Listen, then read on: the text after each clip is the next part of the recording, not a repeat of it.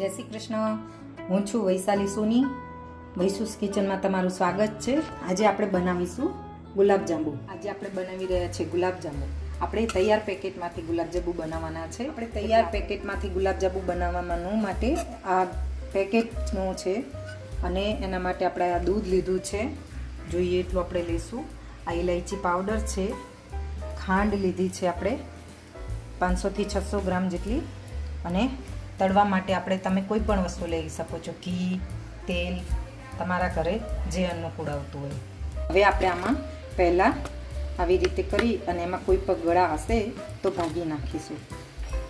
પછી એમાં આપણે દૂધ એડ કરતા જઈશું થોડું થોડું કરીને. આપણે દૂધ થોડું થોડું કરીને જ એડ કરવાનું છે, એટલે આપણે વધારે ઢીલું ના થઈ જાય અને એકદમ સોફ્ટ બને આપણા ગુલાબજાંબુ.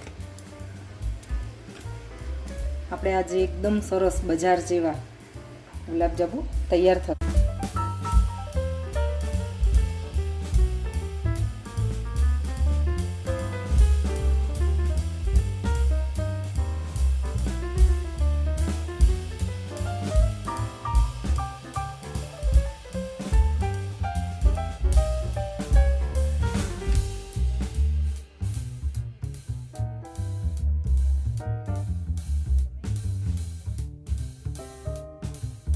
જો આપણે હવે એને સરખી રીતે આમાં હલાવી રહ્યા છીએ અને હવે આપણને આ રેડી થઈ ગયું લાગે છે. આપણું જો ગુલાબજાંબુ બનાવવા માટે આ રેડી છે.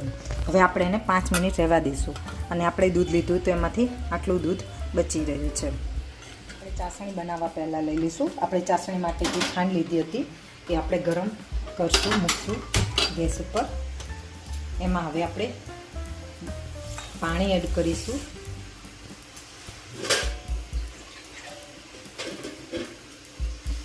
આપણે આ 2 ગ્લાસ પાણી એડ કર્યું છે. આ ચાસણીને આપણે બહુ ચીકણી નહીં થવા દેવાની, ચિકાસ થોડી આવે, બહુ જાડી થઈને તાર થાય એવી નહીં બનવા દેવાની. આમાં ગુલાબજાંબુ માટે આપણે બસ એમાં થોડી ચિકાસ આવી જાય એવી જ ખાંડ આંગળી અને ચાસણી બને એવી જ ચાસણી રેડી કરવાની છે. જો આપણે બનાવી રહ્યા છીએ, આપણે એને બનાવીએ એટલે હું તમને બતાવું કે કેટલી ચિકાસ જોઈએ એના માટે. હવે આપણી 5 મિનિટ થઈ ગઈ છે. હવે આપણે એને ખોલીને જોઈશું. જો સરસ તૈયાર થઈ ગયું છે ને. હવે આપણે આમાંથી એના આવી રીતે લઈ અને ગોળ ગોળ એના ગોળા વાળી લઈશું. આને આપણે ધ્યાન રાખવાનું છે કે ગોળા વાળતી વખતે એમાં એકદમ લીચ્છા થવા જોઈએ અને એક પણ લાઇનિંગ ના રહેવી જોઈએ. જો એકદમ સરસ તૈયાર થયો છે ને. હવે આપણે બધા જ વાળી લઈશું. જો સરસ રેડી થયો છે ને. ક્યારેક જો કોઈને સહેજ દૂધ વધારે પડી ગયું હોય અને ચોંટતું હોય તો સહેજ આપણે હથેળીમાં ઘી આવી રીતે લગાવી અને પછી પણ લઈને વાળી શકીએ છીએ.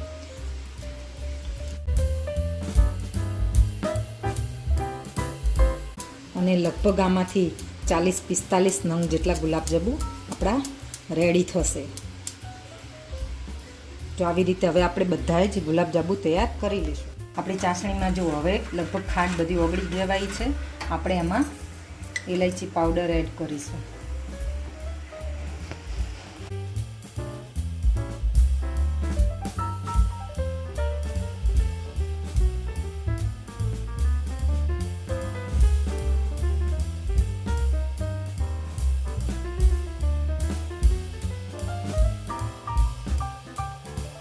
જો આપણી ચાસણીમાં હવે આવી રીતે ઉકળી રહી છે અને બુલબુલા થવા માંડ્યા છે અને ચિકાસ પણ સરસ આવી ગઈ છે અને જોઈ શકાય છે. જો આપણે હવે થોડી ચીકણી લાગે છે.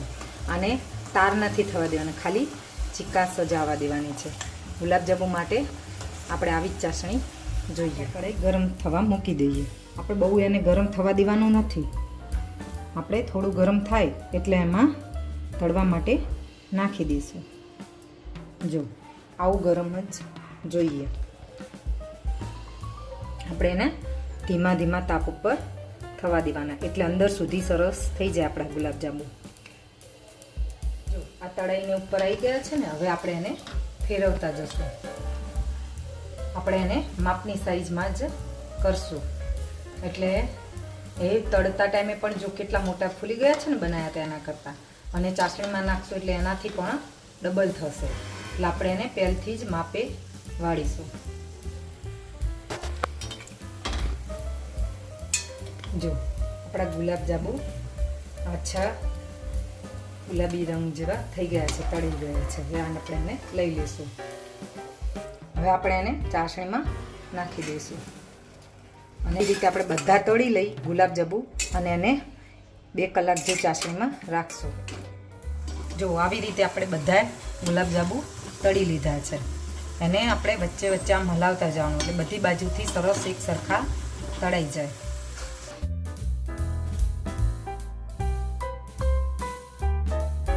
આ પણ આપણા ગુલાબજાંબુ રેડી થઈ ગયા છે. હવે આપણે બધા ગુલાબજાંબુ ચાસણીમાં જ નાખશું અને આપણે ગરમ ચાસણીમાં નાખવાના છે, એનું ધ્યાન રાખવાનું છે. ગુલાબજાંબુને